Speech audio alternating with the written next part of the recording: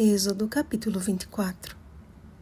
E viram o Deus de Israel, sob cujos pés havia uma como pavimentação de pedra de safira, que se parecia com o céu na sua claridade. Versículo 10.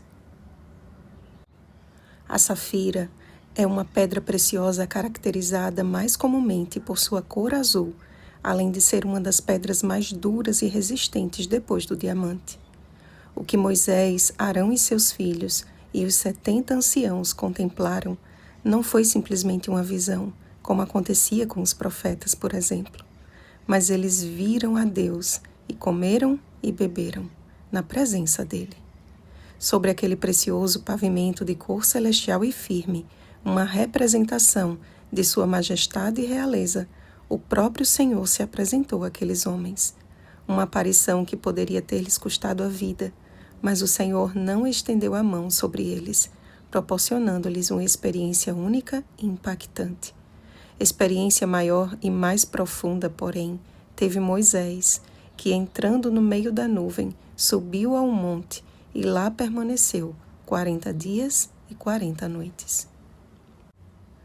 Se aqueles homens escolhidos dos filhos de Israel foram privilegiados, que sublime privilégio teve Moisés! Ele estava envolto pela glória do Senhor.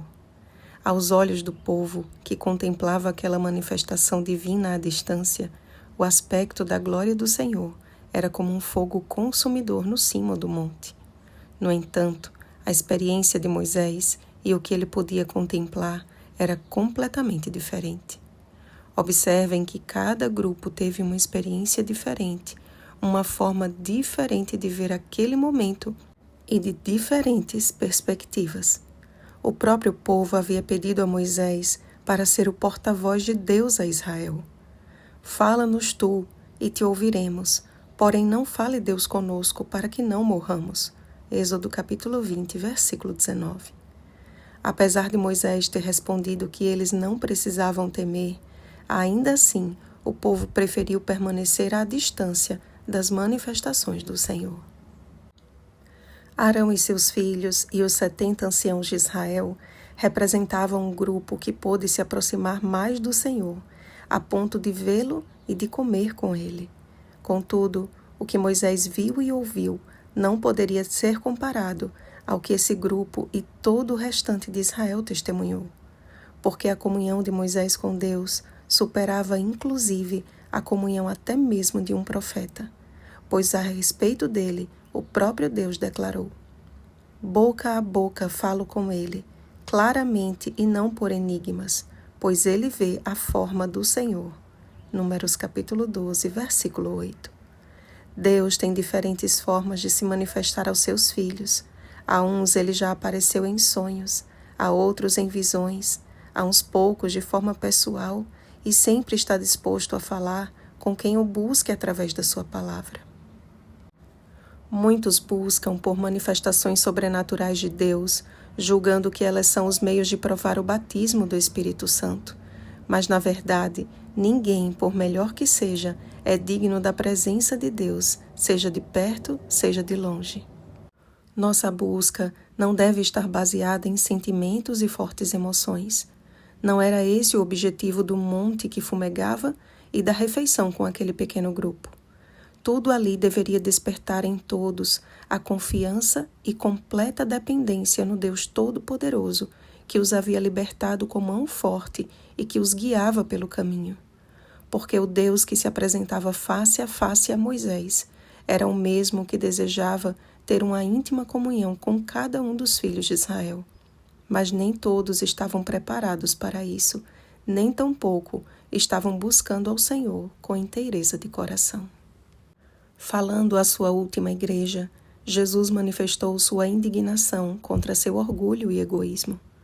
Como lidar com a realidade de que sua última igreja na terra, aquela que tem a missão de encerrar a obra de pregar o Evangelho ao mundo, não passa de um grupo infeliz, sim, miserável, pobre, cego e nu?